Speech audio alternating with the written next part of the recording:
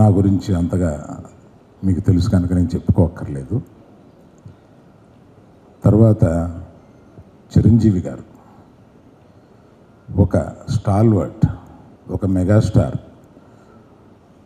ఒక గొప్ప మానవతావాది. ఆయనని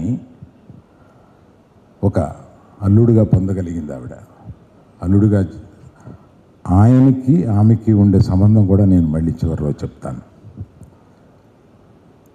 అటువంటి చిరంజీవి గారు అల్లుడు. తర్వాత ఆమె సొంత మనవళ్ళు, అటు అర్జున్ కానీ ఇటు మన రామ్ చరణ్ కానీ దేశ విదేశాల్లో ప్రఖ్యాతిగాంచిన ఒక నటులు. అటువంటి వాళ్ళే కాకుండా తన దగ్గర బంధువుల్లో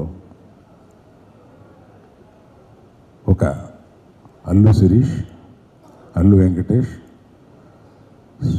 మన పవన్ కళ్యాణ్కి ఆమెకి ఉన్న సంబంధం కూడా నేను మళ్ళీ వివరిస్తాను. పవన్ కళ్యాణ్ గారు ఆ తర్వాత కుటుంబంలో అనేక మంది ఎంతో ఉన్నత స్థాయికి చేరిన అనేక మంది ఉన్నారు. అందులో మన వరుణ్ తేజ్ కానీ, మన తేజు కానీ, ఇంకా ఇతర నటులు నటీమణులు కానీ ఎంతోమంది, ఇంతమంది తన లైఫ్లో చూస్తూ ఒక ఆశ్చర్యకరమైన విషయం చెప్తాను. ఆమె మనవలు మనవరాళ్ళు కాకుండా ముని మనవలు మనవరాళ్ళు కలిపితే 12 మంది ఉన్నారు. 12 మంది ముని మనవలు మనవరాళ్ళు, గ్రేట్ గ్రాండ్ చిల్డ్రన్లో 10 మంది ఆమె తుది ప్రయాణాన్ని అటెండ్ అవ్వగలిగారు. అటువంటి జీవితం కోటిలోనో 10 కోట్లలోనో ఒకరికి ఉంటుంది. అటువంటి ఆమె జీవితం సాగిస్తున్నప్పుడు, జీవితం ముగిస్తున్నప్పుడు ఆ ముగింపుని మనం అందరం దుఃఖభరితం కాకుండా ఆమె ప్రయాణాన్ని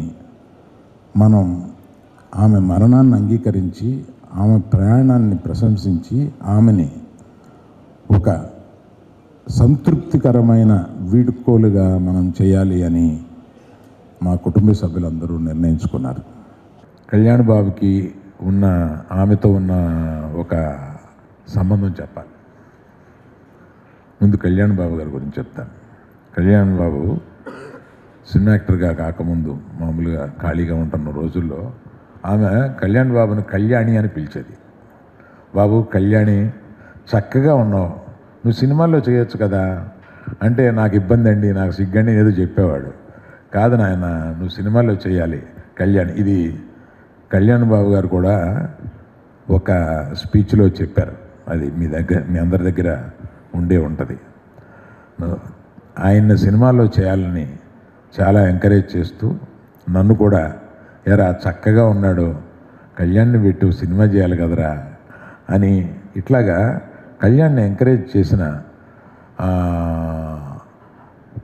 తొలి ఎంకరేజ్మెంట్లో ఒక ఆవిడ.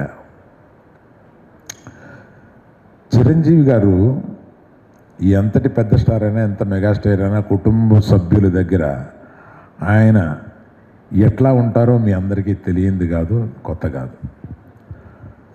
ఒక రోజున, అంటే few months back, 2-3 months back, నేను రోజు ఆమెను చూడడం, ఆమెను పలకరించడం, ఆమె రెస్పాన్స్ తక్కువగా ఉన్న రోజున నేను చేతిలో చేయబెట్టి, అమ్మ నన్ను గుర్తుపడితే ఒకసారి నొక్కు అంటే నొక్కేవాళ్ళు. అంటే నన్ను గుర్తుపట్టిందనమాట. నోటితో చెప్పలేక అట్లాగా మేము అది అలవాటు చేసుకున్నాం. తర్వాత ఒకసారి బాగా సీరియస్గా ఉన్నప్పుడు చిరంజీవి గారు వచ్చారు.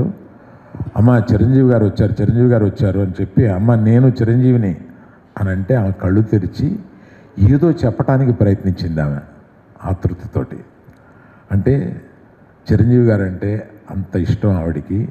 ఎప్పుడు వాళ్ళిద్దరూ ఒకళ్ళని చూస్తే ఒకళ్ళు గట్టిగా కావలించుకొని పట్టుకుంటారు. మా తల్లిని అంత ప్రేమగా చూసుకున్నారు చిరంజీవి గారు. వాళ్ళిద్దరికీ అటువంటి సంబంధం ఉంది అని చెప్పి చెప్పడానికి, ఇలాగ ప్రతి ఒక్క ఫ్యామిలీ మెంబర్స్ గురించి మనవలు పైకి వస్తున్నప్పుడు ఆవిడ చెప్పిన మాటలు కానీ ఇవన్నీ సుదీర్ఘం అయిపోతుందని చెప్పట్లేదు. అటువంటి తల్లి కడుపును పుట్టడానికి నేను ఒక గొప్ప అదృష్టవంతుడి కింద భావించి మీ అందరికీ నమస్కారం తెలియజేస్తాను. Thank you.